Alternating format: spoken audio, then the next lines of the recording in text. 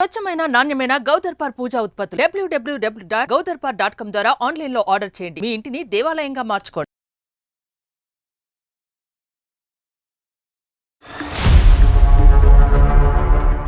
ఒక రోజు వచ్చి ఇట్లాగా ఇన్విటేషన్ అది మాకు ఇచ్చి ఇట్లా నేను పెళ్లి చేసుకుందాం అనుకుంటున్నానమ్మా అని చెప్పేసి అన్నారు. డైరెక్ట్ గా ఇన్విటేషన్ తీసుకుని వచ్చిన ఇవ్వటం ఏంటి? ఆడదైతే కనుక ఏమో నీకు ఇప్పుడు నీకు తోడు అవసరమా? తోడంటే కనుక చాలా చిన్న మాట. తోడు అవసరం అనరు మన సమాజం, ఇంకోటి అవసరమా అని అంటారు. అది నేను మాట్లాడను. పెళ్ళైన కొన్ని రోజుల నుంచే నాకు టార్చర్ మొదలు చేశారు మేడం. మీ మమ్మీ అలా ఎలా చేసుకుంటది. ఈ అటెన్షన్ అండ్ ఇంపార్టెన్స్ ఎలా వస్తుంది అంటే కనుక అల్లుడు గారు రండి, కూర్చోండి, భోజనం చేయండి, అల్లుడు గారు పండగకి రండి, పబ్బానికి రండి, మీ ఇంటికి ఇది చేయండి, అది చేయండి, పెట్టుబడులు గిట్టుబడి. ఇప్పుడు ఏమైందంటే కనుక దురదృష్టమో అదృష్టం కొద్దో మీ అమ్మగారే పెళ్లి కూతురు అయ్యారు.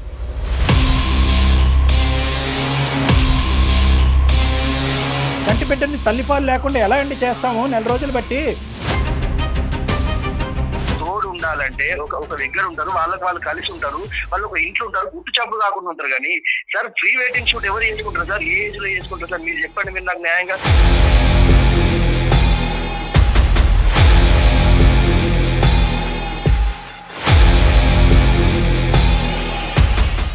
భాస్కర్, విత్ డ్యూ రెస్పెక్ట్స్, నీకు మాటకు అడ్డుకొస్తున్నాను, కొద్ది పెద్ద పెద్ద మాటలు వాడుతున్నాను. అందరితో పాటు కూర్చుని పప్పన్నం తింటాను, కానీ ప్రీ వెడ్డింగ్ షూట్ మాత్రం చేయొద్దు, తర్వాత శోభనం కూడా చేసుకోకూడదు అని చెప్పారా? ఆ కండిషన్ రాసిచ్చారా? మేడం హనీమూన్ కి వెళ్తున్నారు మేడం, హనీమూన్ కి వెళ్ళారు వాళ్ళు. మేము కూడా వెళ్ళలేదు మేడం హనీమూన్ కి. భర్త పిల్లలు అవసరం లేదా నీకు? భర్త పిల్లలు అవసరం లేదా నీకు? మీ అమ్మే ముఖ్యమైతే మరి ఆడికే వెళ్ళు. మరి నువ్వు మధ్యలో మళ్ళీ ఎందుకు ఫోన్ చేపిస్తున్నావు? మళ్ళీ ఎందుకు వస్తా అంటున్నావు? వెనక్కి వెళ్ళి హనీమూన్ డేస్ వెనక్కి తీసేయలేం, వెనక్కి వెళ్ళి ప్రీ వెడ్డింగ్ షూట్ తెగ్గొట్టేయలేం, పెళ్లిని తెగ్గొట్టలేం. వాళ్ళిద్దరూ హ్యాపీగా ఉన్నారు. ఇప్పటికైనా ఆవిడ్ని బతకనిద్దాం, మనం ఆ స్వీట్ మెమరీస్లో ఆవిడ్ని బతకనిద్దాం.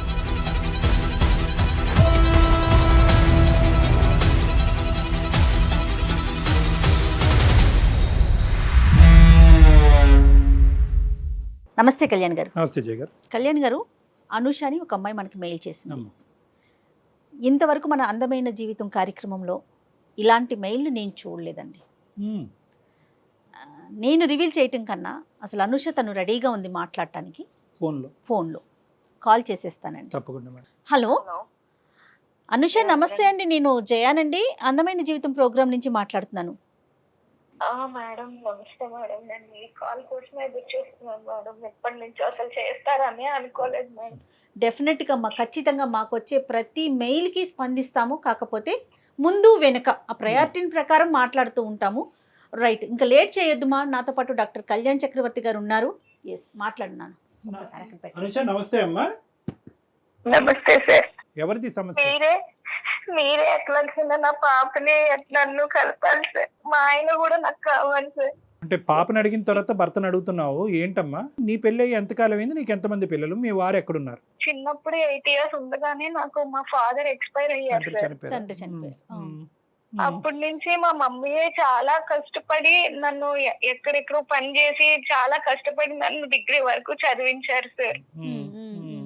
మమ్మీ ఎంతో కష్టపడింది. ఈ రోజుల్లో ఒక అమ్మాయిని పెంచాలంటే ఎంత కష్టపడాలి సార్. ఒక అమ్మాయి, ఇంకెవరు లేరు? వేరే పిల్లలు ఎవరు లేరు? నువ్వు ఒక్కదానివే అమ్మకి? ఒక్కదాన్నే సార్. నేను కష్టపడి పెంచింది. నువ్వు ఎంతవరకు చదువుకున్నావు? డిగ్రీ చదివావా ఏంటి? డిగ్రీ వరకు చదివించింది సార్. నన్ను తండ్రి లేరు అనే లోటు లేకుండానే నన్ను పెంచింది సార్. తల్లి దైవంతో సమానం.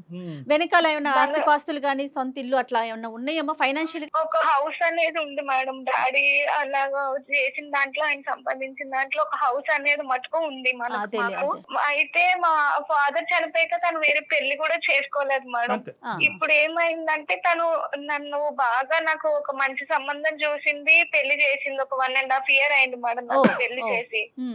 నాకు ఇప్పుడు ఒక 8 months పాప కూడా ఉంది మేడం. అయితే సార్ మమ్మీ నన్ను పెళ్లి చేసింది, చాలా గ్రాండ్ గా చేసింది. మంచిగా నేను పెళ్లి చేసుకుని వచ్చేసినాక ఏంటంటే తను రీసెంట్ గా ఒక 6 months దగ్గర పెళ్లి చేసుకుంది మేడం. తను కూడా ఒక రోజు వచ్చి ఇట్లాగా ఇన్విటేషన్ అది మాకు ఇచ్చి ఇట్లా నేను పెళ్లి చేసుకుందాం అనుకుంటున్నానమ్మా అని చెప్పేసి అన్నారు. సో మేము కూడా అంతే ఓకే, తను కూడా ఇప్పుడు దాకా నా కోసం పెళ్లి చేసుకోలేదు, కష్టపడి పెంచింది, ఏ లోటు లేకుండా అన్ని నాకు ఇచ్చింది సార్. ఇల్లు కూడా అమ్మలేదు సార్, ఎందుకో పిల్ల కోసమే ఉంచుదామని అప్పు అడిగినా కూడా ఎవరు ఇవ్వకపోతే ఇల్లు కూడా తను అమ్మలేదు. పెళ్లి అనే ప్రస్తావన వచ్చిందా లేదంటే నువ్వు ఎప్పుడన్నా అమ్మ నువ్వు పెళ్లి చేసుకోవచ్చు అని ఎప్పుడన్నా అన్నావా? ఇప్పుడు ఎందుకు వచ్చింది? పెళ్లి అయినటువంటి దగ్గర అసలు ఎప్పుడు లేదు సార్, తను ఎప్పుడు నాకు కూడా ఏమి షేర్ చేయలేదు.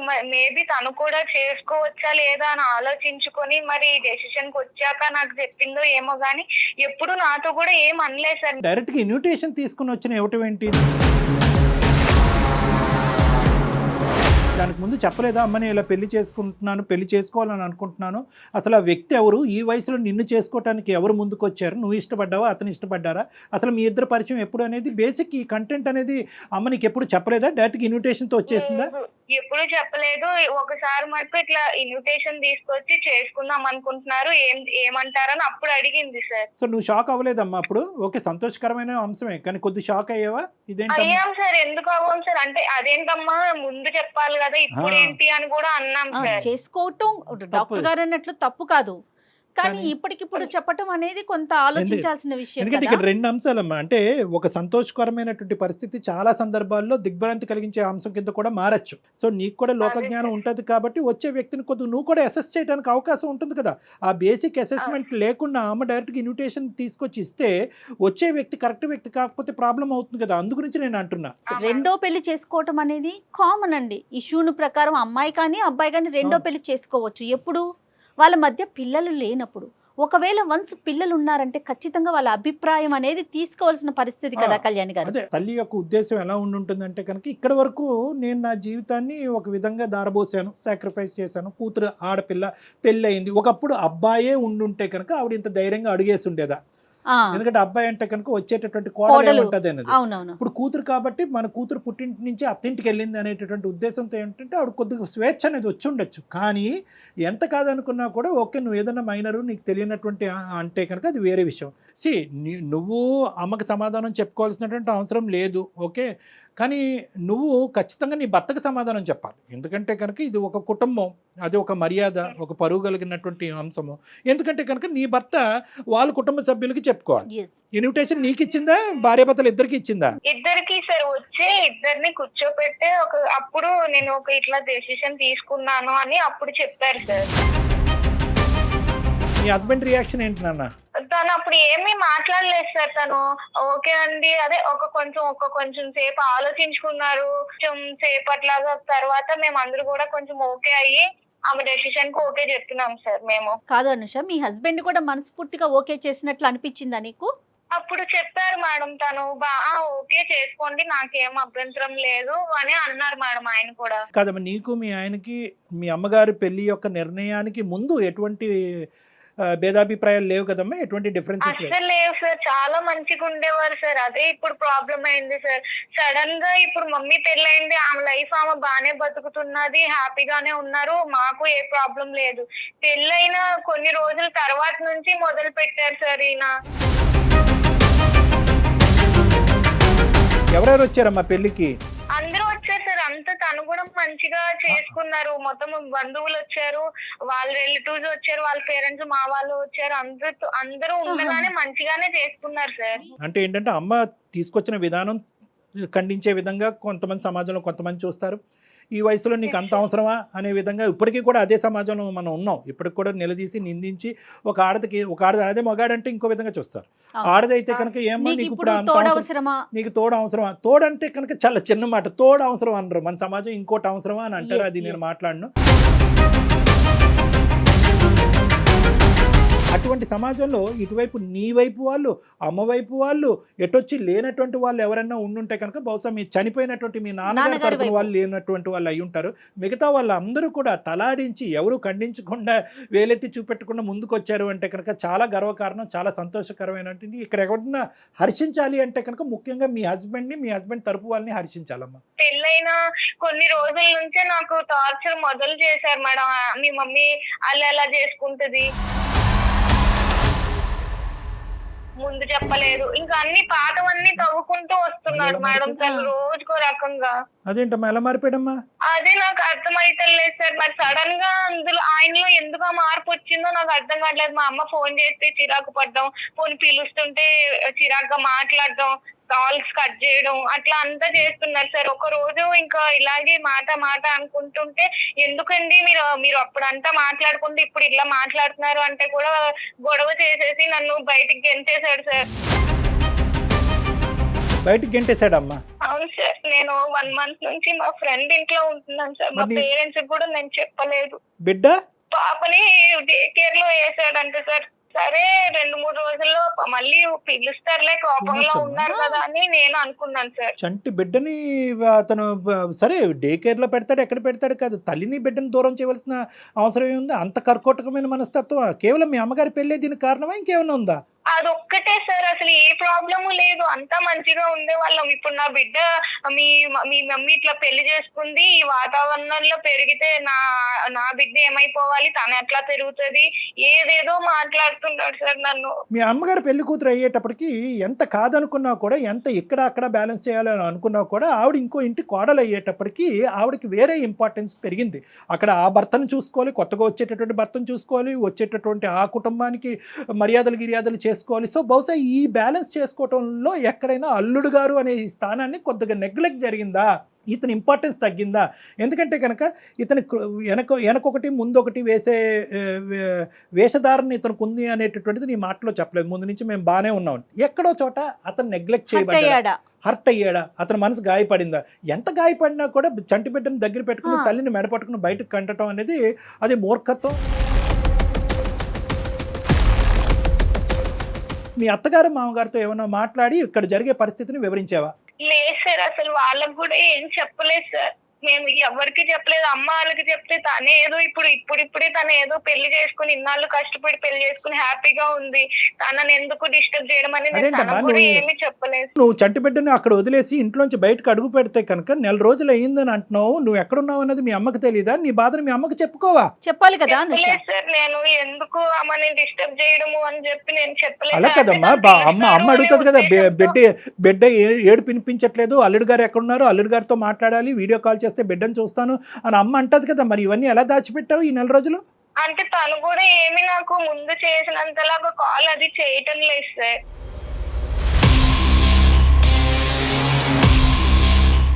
బిడ్డ పాలు తాగుతుందమ్మా? తాగుతారు సార్. నేను డే కేర్ కి వెళ్ళినా కూడా నా ముందే ఏడుస్తూ ఉన్నా కూడా వాళ్ళు నన్ను అలౌ చేయలేదు సార్, ఈ డే కేర్ వాళ్ళు కూడాను.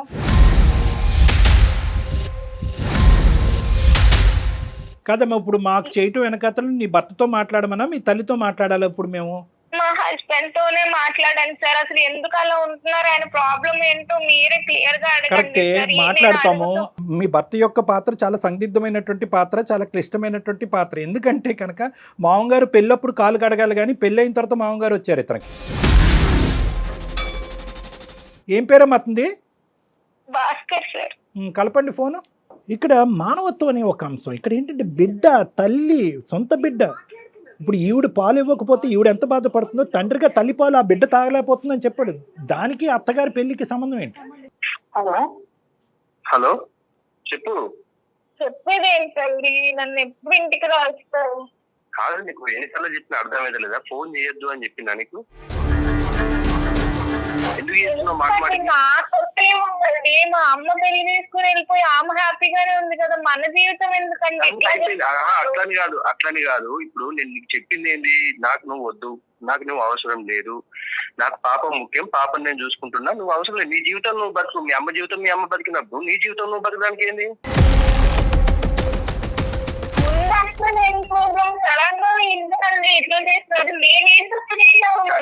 సడన్ గా కాదు, సడన్ గా చేసింది మీరు సడన్ గా చేసుకొని మీరు కట్టలు పడి మీరు ఇది చేసుకుంటే దానికి నేను ఎట్లా బాధ్యత అవుతా?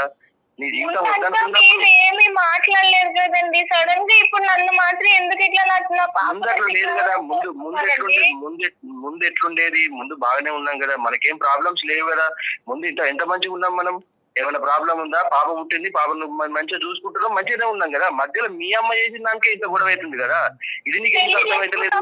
మరి ఎందుకు మాట్లాడలేదండి ఈ ముక్కలన్నీ? మీరు మీకు అప్పుడు నిజంగా మీ మనసులో అదే ఉంటే అప్పుడే చెప్పుండే కదా. అవును, పెళ్లి చేసుకున్నప్పుడు ఇంత విపరీతంగా అయిద్దని ఎవరు అనుకోలేదు. ఏదో ఆమె ఉన్నది చేసుకుంటారు. అసలు ఈ ఏజ్ లో పెళ్లి చేసుకున్నట్టే నాకు వద్దనే అనుకున్నా గానీ, ఏదో ఆమె ఏదో తోడు కోసం ఉంటుంది కావచ్చు అనుకుంది కానీ ఇంత ఘోరంగా ఇది పబ్లిక్ లో ఇజ్జత్ తీయడం ఏంది నాది? మీ పరువు ఏం తీసిందండి? పెళ్లి ముందు పెళ్లి చేసుకున్నప్పుడు అటెండ్ అయ్యారు, అంత మంచిగా మాట్లాడారు. మరి సడన్ గా ఇప్పుడు మీకు ఇవన్నీ గుర్తొచ్చేసాయండి. మా పాప నుంచి నన్ను దూరం చేస్తారా మీరు? భాస్కర్ గారు, నా పేరు డాక్టర్ కళ్యాణ్ చక్రవర్తి. నేను మానసిక వైద్య నిపుణుడిని, సైకియాట్రిస్ట్. అందమైన జీవితం అనే కార్యక్రమం సుమన్ టీవీ నుంచి మాట్లాడుతున్నాం అండి. నమస్కారం. అంటే ఆవిడ చాలా ఒక బాగా దుఃఖమైనటువంటి పరిస్థితిలో మాకు ఫోన్ చేసింది. బిడ్డ లేనటువంటిది, కుటుంబం లేని. అందులో ఏంటంటే చెప్పుకోవటానికి యూజువల్గా ఇటువంటి పరిస్థితులు వస్తే కనుక ఆడపిల్లలు తల్లింటికి వెళ్తారు. బిడ్డను కూడా మీరు లాగేసుకుని గుంజేసుకుని పాలు ఇచ్చేటటువంటి తల్లిని కూడా దూరం పెట్టి చెప్పలే. అది మాకేంటంటే ఆ పరిణామం, ఆ కాన్సిక్వెన్స్ ఒకటే అతి భయంకరంగా కనిపించేటప్పటికి ఇదేంటమ్మా దేవుడు లాంటి మనిషి రాక్షసుడి కింద మారిపోయాడని అంటున్నావు, ఏంటో ఒకసారి ఫోన్ కలపమంటే భాస్కర్ కలిపింది ఫోను. సో మీరు చెప్పండి సార్, ఏం జరిగింది? ఈ పరిస్థితులు రావడానికి కారణం వాళ్ళ అమ్మే సార్. ఇది ఇంత ఘోరంగా జరగడానికి కారణం వాళ్ళ అమ్మే. నేను ఫస్ట్ నుంచి చెప్పుకుంటూనే వస్తున్నా. ఆమె మేము మంచిగా ఉండేవాళ్ళం సార్, మా సంసారం బాగుండేది. అసలు మేము ఎవరికి ఏం చేసేవాళ్ళం కాదు, మంచిగా ఉండేవాళ్ళం సార్. ఈ మధ్యలో వీళ్ళ అమ్మ వచ్చేసి ఈమె ఇట్లా వేసుకొని వీళ్ళు ఈ పెళ్లి చేసుకొని ఆ పెళ్లిని దానికి ప్రీ వెడ్డింగ్ షూట్ చేసుకొని దాన్ని అంతా ప్రజలలో మొత్తం అందరికి తెలిసేటట్టు చేసి నా ఇజ్జత్ తీసింది సార్. నాకు మొత్తం అసలు ఎక్కడ కూడా నాకు పరువు లేకుండా చేసేసింది వాళ్ళు. నేను ఆఫీస్కి వెళ్తే ఆఫీస్ లో కూడా వాళ్ళ నన్ను అదే అడుగుడు, మీ అత్త ఈ ఏజ్ లో పెళ్లి చేసుకోవడమేంద్రా, మీ మామ కొత్త మామ ఎట్లుండాలి, ఇట్లా అడుగుతుంటే నాకు ఎంత బాధ ఉంటుంది సార్. మీ దగ్గరకు వచ్చింది, ఇది కూడా పెద్ద ఇప్పుడు ఇష్యూ సార్. ఇప్పుడు మీ దగ్గరకు వచ్చి టీవీలలో పెట్టి అక్కడ పెట్టి ఇక్కడ పెట్టి. భాస్కర్ గారు, అందమైన జీవితం జయాన్ని మాట్లాడుతున్నానండి. మీరు ఎక్కడా కూడా కనిపించరు, మీ వివరాలు ఎక్కడా చూపించమండి. జస్ట్ ఫోన్ కాల్ లో మాత్రమే మీరు ఉంటారు. తనకి ఏం చెయ్యాలో తెలియక పాలుపోక మాకు కాల్ చేసింది. నేను చాలా మానసిక క్షోభ అనుభవిస్తున్నాను. అయ్యో, మాకు అర్థమవుతోందండి, మీ బాధ అర్థమవుతోంది. ఏమండి భాస్కర్ గారు, ఒకటే భాస్కర్ గారు, అస్సలు సమస్య లేదు. 2.5 సంవత్సరాలు బట్టి వన్ సైడెడ్ ఎక్కడా కూడా మేము లేదు. రాసిస్తా కావాలంటే ఎప్పుడు కూడా 2 సైడెడ్, కావాలంటే 3 సైడెడ్, లేదంటే 4 సైడెడ్, కానీ ఎప్పుడు 1 సైడెడ్ కాదు సార్. న్యాయ అన్యాయాలు జరగాలి అంటే కనుక ముందుగా మీ బిడ్డకు జరగాలండి. ఫస్ట్ అది కంక్లూడ్ చేద్దాం, మిగతావన్నీ తర్వాత మాట్లాడుకుందాం. చంటి బిడ్డని తల్లిపాలు లేకుండా ఎలా అండి చేస్తాము 4 రోజులు బట్టి? ఇక్కడ పెరగాలి సార్. ఆమె ఇలాంటి వాతావరణంలో పెరిగితే ఆమె భవిష్యత్తు గొప్ప వాతావరణం. సరే, ఇవన్నీ కాదు, పాయింట్ టు బి నోటెడ్. మీరు ఆవిడ వచ్చినటువంటి విధానం, పద్ధతి కరెక్ట్ కాదు. దాన్ని మేమే ఖండిస్తున్నాం. ముందు చెప్పకుండా ఏదో గుడికి వెళ్తున్నాను అన్నట్టుగా పెళ్లి చేసుకుంటున్నానని చెప్పి ఇన్విటేషన్ ఇవ్వటం అనేది ఆశ్చర్యం కలిగేటటువంటి అంశం. కొద్దిగా మెచ్యూరిటీ ఉండాలి. ఇక్కడ కూతురికి ఇన్విటేషన్ ఇవ్వట్లేదు, కూతురికి సంబంధించిన భర్తకు కూడా అల్లుడికి కూడా ఇన్విటేషన్ ఇవ్వటుంది. ఇదేంటంటే ఆవిడ చేసేటటువంటిది, ఆవిడ పాయింట్ ఆఫ్ వ్యూలో ఇప్పటి వరకు త్యాగం చేసినటువంటి జీవితంలో కూతురు ఇంట్లోంచి బయటకు వెళ్ళిపోయిన తర్వాత ఒంటరి జీవితం అనుభవించలేక ఒక ఆడదానికి లేదా ఒక మగాడికి ఒక తోడు ఉండాలి. కాబట్టి వాళ్ళు ఇష్ట ప్రకారం వాళ్ళు పెళ్లి చేసుకుంటారు. అది నేను ఖండించట. అది వినండి, ఒక్క నిమిషం, నేను ఒకే పాయింట్ మిమ్మల్ని అడుగుతున్నా. అప్పుడు ఒప్పుకున్నారా లేదా? మీరు అప్పుడు ఒప్పుకున్నారా లేదా? తోడు ఉండాలంటే ఒక దగ్గర ఉంటారు, వాళ్ళు కలిసి ఉంటారు, వాళ్ళు ఒక ఇంట్లో ఉంటారు, గుట్టు చప్పుడు కాకుండా ఉంటారు. కానీ సార్, ప్రీ వెడ్డింగ్ షూట్ ఎవరు చేసుకుంటారు సార్? ఏ ఏజ్ లో చేసుకుంటారు సార్? మీరు చెప్పండి, మీరు నాకు న్యాయంగా. సో ప్రాబ్లం పెళ్లిది కాదు, ప్రీ వెడ్డింగ్ షూట్ది. అంటే మీరు చెప్పారా, అత్తమ్మ మీ పెళ్లికి నేను వస్తాను, నేను అక్షింతలు వేయకపోయినా కూడా మిమ్మల్ని దీవిస్తాను, లేదంటే అందరితో పాటు కూర్చొని పప్పన్నం తింటాను, కానీ ప్రీ వెడ్డింగ్ షూట్ మాత్రం చేయొద్దు, తర్వాత శోభనం కూడా చేసుకోకూడదు అని చెప్పారా? ఆ కండిషన్ రాసిచ్చారా? సార్, మా అత్త కాదు సార్, మా అమ్మలాగా భావించిన అమ్మలాగా భావించి ఆమె తెచ్చుకొని చేసుకుంటే ఆమె చేసిన పనికి నాకు అసలు ఎక్కడ తలెత్తుకోకుండా చేసింది సార్ ఆమె. సో మీ లెక్క ప్రకారం ఏంటంటే పెళ్లి అనేటటువంటి దానికి మీకు అభ్యంతరం లేదు, కానీ పెళ్లి అనేటటువంటిది గుట్టు చప్పుడు కాకుండా మూడో కంటికి తెలియకుండా చేసుకోవాలి అని అంటారు మీరు, అంతేనా? అంతే కదా సార్, అంతే. ఇప్పుడు పెళ్లి అనేది గుట్టు చప్పుడు కాకుండా చేసుకోవాలి. ఈ ఏజ్ లో చేసుకుంటున్నప్పుడు మరి ఎవరున్నారు ఇట్లేదు వాళ్ళ భార్య తప్పుడు చేసుకోవడానికి ఇదేమి తప్పుడు రిలేషన్ కాదు కదా సార్. ఆమె మీద ఆమె కూతురు జీవితం కూడా ఆధారపడింది మేడం. అది ఎందుకు ఆలోచించట్లేదు ఆమె? రైట్ భాస్కర్ గారు మీ మాటను బట్టి నాకు అర్థమైంది చెప్తాను. పెళ్లి చేసుకోవటం చెప్పండి. వరకు ఓకే, ఇలాంటి చిన్న పిల్లల్లాగా ప్రీ వెడ్డింగ్ షూట్లు చేయటం లేకపోతే నలుగురిలోకి నానటం అనేది మీకు నచ్చలా, అది ఆ ఇంపాక్ట్ నచ్చలేదు. మీకు పడింది అంతేనా? కాదు ఇప్పుడు మేడం హనీమూన్ కి వెళ్తున్నారు మేడం, హనీమూన్ కి వెళ్ళారు వాళ్ళు, మేము కూడా వెళ్ళలేదు మేడం హనీమూన్ కి. హనీమూన్ కి ఎవరు వెళ్తారు మేడం? ఈ ఏజ్ లో హనీమూన్ ఏంది మేడం? మీకు అయిందండి ప్రీ వెడ్డింగ్ షూట్ హనీమూన్, మీకు అవ్వలేదా? లేదు సార్, హనీమూన్ లేదు, ప్రీ వెడ్డింగ్ షూట్ లేదు. మేము ఏదో మేము ఆమె వాళ్ళు కొంచెం ఉన్న వాళ్ళు కాదు అని చెప్పేసి మేము ఏదో గుట్టి చప్పుడు కాకుండా మేము చేసుకొని మేము మంచిగా ఉంటే మా ఖర్చులు ఎందుకని మేము ఉంటే, ఆమె ఈ ఏజ్ లో పెళ్లి చేసుకొని ఈ ఏజ్ ప్రీ వెడ్డింగ్ షూట్ చేసి హనీమూన్ కి వెళ్ళి ఆమె కార్డులు చూస్తే మీరు పరిచయం అవుతుంది సార్. ఇక్కడ ఖర్చు అతను పెట్టుకున్నాడు సార్ కార్డు, మేము కూడా అట్లాంటి కార్డు కొట్టలేదు సార్. అంత గ్రాండ్ గా చేసుకున్నారు వాళ్ళు పెళ్లి.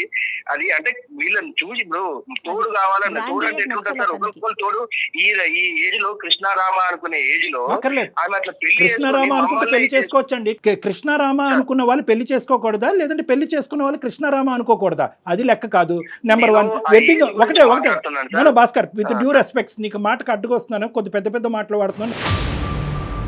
నాకంటే చిన్నవాడివి, ఒక 2 మాటల్లో నేను కరెక్ట్ చేయాలి. ఎందుకంటే ఇప్పుడు వరకు నిన్ను దేవుడు అన్నట్టే మీ ఆవిడ చెప్పింది, దేవుడు అన్నట్టే మేము ట్రీట్ చేయాలనుకుంటున్నాం. ఇక్కడ ప్రాబ్లం ఎక్కడ వచ్చిందంటే పెళ్లి వల్ల ప్రాబ్లం వచ్చలేదు, పెళ్లి చుట్టూరు ఉన్న గ్రాండియో ఉంది చూడండి. అంటే ఏంటంటే ఆ హైఫైడ్ పెళ్లి, అది ఖచ్చితంగా మీ పెళ్లి కంటే అది ఓవర్టేక్ చేసింది.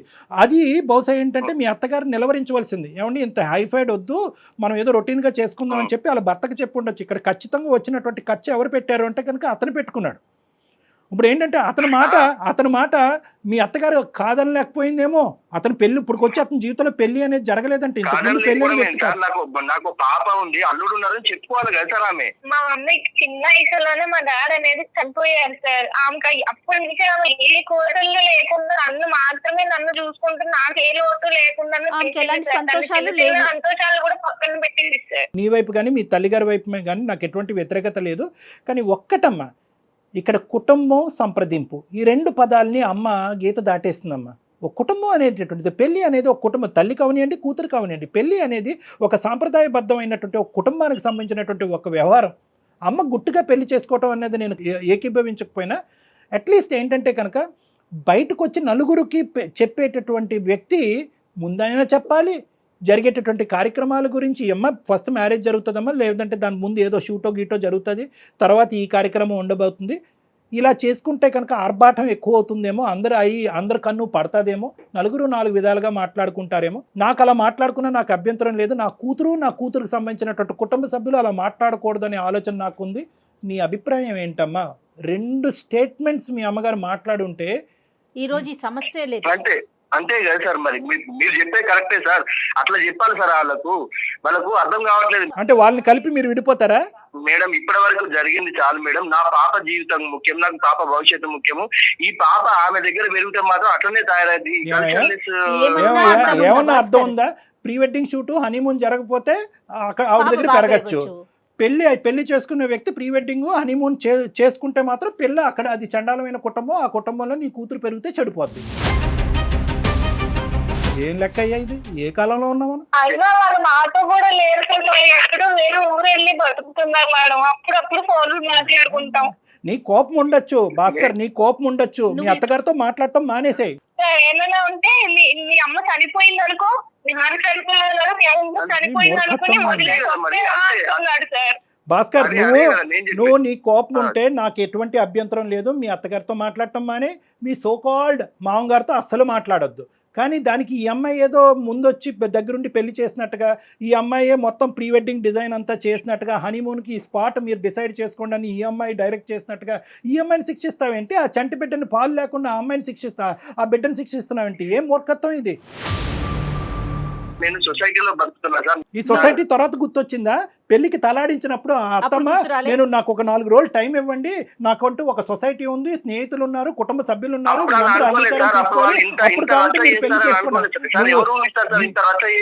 జీవితాన్ని ఇంత నాశనం చేస్తారని. నువ్వు ఇన్విటేషన్ తీసుకున్నావా లేదా? పెళ్లికి వెళ్ళావా లేదా, పెళ్లిలో భోజనం చేసావా లేదా, పెళ్లికి వెళ్ళినప్పుడు వచ్చేటటువంటి వాళ్ళందరినీ వాళ్ళు రిసీవ్ చేసుకున్నావా లేదా? ఏదో తోడు కోసం చేసుకుంటారు అనుకున్నా కానీ మేము మమ్మల్ని నాశనం చేయడానికి చేసుకుంటారు అనుకున్నాను. ఏమయ్యా, చేసింది సార్ మా అమ్మ. ఆయనకి ఇప్పుడు ఎందులోనూ లోటు లేకుండా చేసింది సార్. భాస్కర్, ఇప్పుడు మీరు చేసే పని ఎలా ఉందో తెలుసా? అనుషని వాళ్ళ అమ్మతో మాట్లాడటానికి లేదు, అనుష బిడ్డ దగ్గరికి, అంటే ఇటు పక్క ఇప్పుడు మీరు ఇద్దరు తల్లుల్ని వేరు చేస్తున్నారబ్బా భాస్కర్, ఆలోచించండి మేడం. మీరు వాళ్ళ గురించి ఆలోచిస్తున్నారు మేడం. నా జీవితం ఇప్పుడు నా ఇంట్లో తెచ్చుకుంటే నా దగ్గర ఉన్న చెప్పి అందరూ అదే అంటుంది మేడం. నా చుట్టాలలో నా ఫ్రెండ్స్ లలో నా పరువు ఏం కావాలి మేడం? వాళ్ళ గురించి ఆలోచిస్తే భాస్కర్ ఎవరన్నా ఏదన్నా వాక్కొని అదాన్ని అనవసరం. ఇక్కడ 2 ఫ్యాక్ట్స్ చెప్తాను భాస్కర్, తర్వాత మీరు మాట్లాడండి మీ మనసులో ఫైనల్గా ఏముందన్నది. మీకు అవమానం పట్టడం అనేది ఎంత నిజమో, ఈరోజు అక్కడ తల్లి నుంచి ఈ అమ్మాయిని దూరం చేయటం కానీ, లేదంటే నీ భార్యని సొంత బిడ్డ నుంచి దూరం చేయటం అనేటటువంటిది చాలా క్రూరమైనటువంటి అంశం. అంతకంటే పెద్ద వర్డ్ ఏదన్నా ఉంటే అక్కడ నేను పెట్టాలి. చాలా మీ అవమానం అనేది ఒక ఎత్తు, కానీ ఈ క్రూరమైనటువంటి చర్యకి మీరు ఏంటి అనేది మీరు మర్చిపోయి మానవతా విలువలని తీసి పక్కన పెట్టేసి ఫైనల్గా ఇక్కడ సఫర్ అవుతుంది నా బిడ్డే అనేటటువంటి యాంగిల్ కూడా పక్కన పెట్టేసి సొసైటీ అవమానకరంగా చూస్తుంది అనేటటువంటి సొసైటీ అనే అంశంలో మీరు కంప్లీట్గా మునిగిపోతున్నారు. ఈరోజు ఏ సొసైటీ ఇప్పుడు ఈ చర్యని హర్షిస్తుంది? అరే మా అత్తగారు వెళ్ళి కొత్తగా పెళ్లి చేసుకుంది, హనీమూన్కి వెళ్ళింది కాబట్టి ఈరోజు మా అత్తగారి మీద తీసుకోవాల్సినటువంటి పగ నా బిడ్డ మీద, నా భార్య మీద తీసుకున్నాననే అంశాన్ని వెళ్ళి మీ మొత్తం సొసైటీకి టామ్ కొట్టుకుంటూ చెప్పండి. మీతో పాటు నేను వస్తాను. ఏమంటుంది ఆ సొసైటీ చూద్దాం.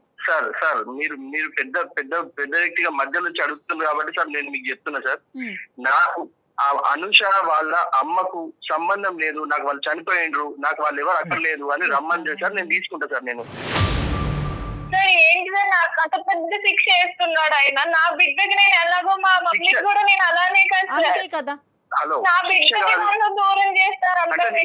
భర్త పిల్లలు అవసరం లేదా నీకు? భర్త పిల్లలు అవసరం లేదా నీకు? మీ అమ్మే ముఖ్యమైతే మరి ఆడికే వెళ్ళు. మరి నువ్వు మధ్యలో మళ్ళీ ఎందుకు ఫోన్ చేపిస్తున్నావు? మళ్ళీ ఎందుకు వస్తా అంటున్నావు?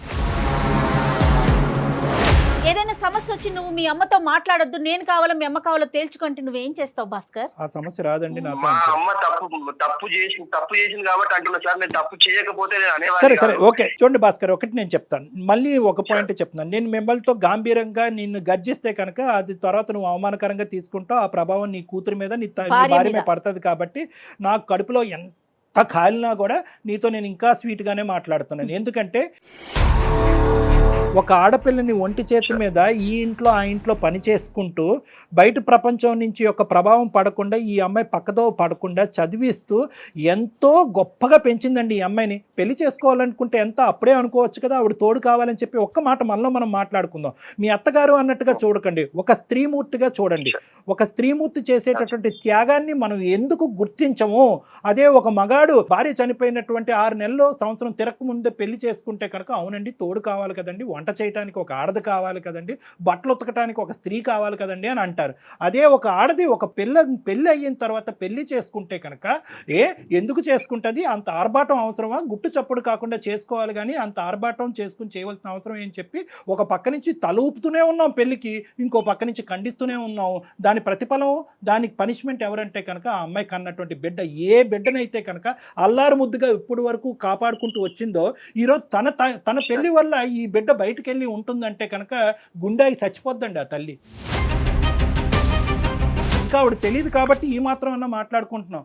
దయచేసి నేను ఒకటే చెప్తున్నాను భాస్కర్, ఒక్కసారి సొసైటీ, అత్తగారు, మా పెళ్ళి అయిన తర్వాత అత్తగారి పెళ్ళి, ఈ టెక్నికల్ వర్డ్స్, ఈ క్రొనాలజీ అనేది తీసి పక్కన పెట్టేసేయండి. ఇలాగే అవ్వాలి అని చెప్పి రాముడు రాయలేదు, శ్రీకృష్ణుడు రాయలేదు, అల్లా రాయలేదు, జీసస్ క్రైస్ట్ రాయలేదు, ఎవరూ రాయలేదు.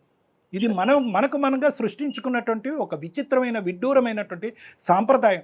మీలో ఒక మానవత్వం ఉంది, ఒక మంచితనం ఉంది, అది బయటికి తీసుకురావాలి. నేను ఒకటే చెప్తున్నాను, ఈరోజు మీ అత్తగారితో కావాలంటే ఎటువంటి పరిస్థితుల్లో అంత ఆర్భాటంగా ఆవిడ పెళ్లి చేసుకుందని కనుక్కోమంటే అది నా బాధ్యతగా తీసుకుని నేను ఆవిడతో ఫోన్లో మాట్లాడతా.